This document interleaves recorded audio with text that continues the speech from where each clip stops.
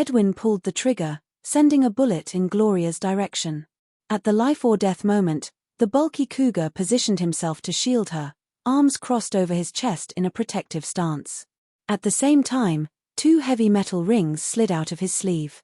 The sound of metal clanking was accompanied by flying sparks as the bullet was sent flying astray after it came into contact with the metal rings. Cougar sneered as he stood in front of Gloria like a mountain.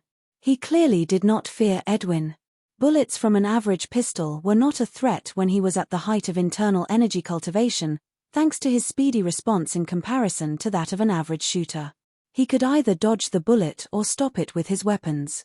It was impossible to hurt him as long as it wasn't an ambush from the back, and that was the power of a trained martial artist.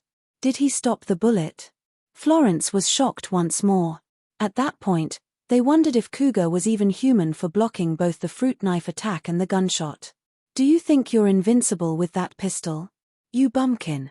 Gloria recovered from the initial scare and collected herself.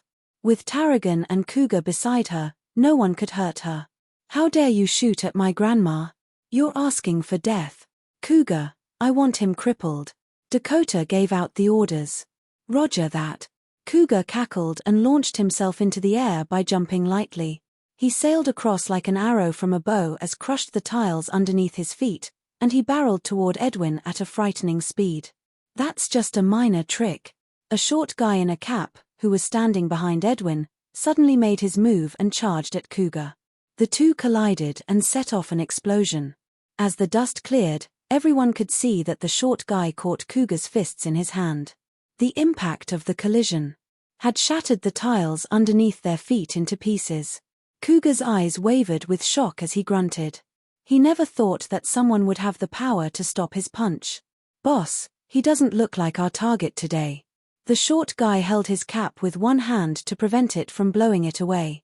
At the same time, he cast a cool look at Edwin. "If you want him killed, you need to top up.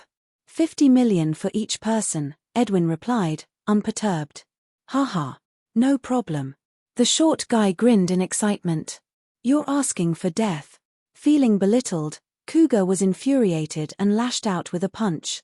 The punch was so heavy that it could break metal. "You don't know your limits." The short guy shook his head and suddenly lurched at Cougar. He dodged the punch and hit Cougar hard in the abdomen. A dull thud was heard. Cougar's abdomen, which had withstood the fruit knife stab, had a hole in it. The fist of the short guy penetrated through Cougar's flesh and emerged from the back.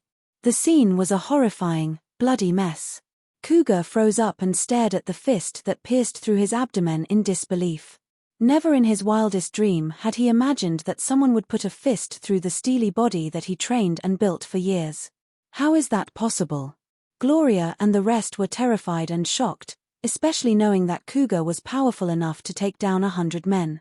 He could even defend himself against guns with ease. To their dismay and bewilderment, Cougar was taken down by a martial arts expert in one move. 50 million pocketed.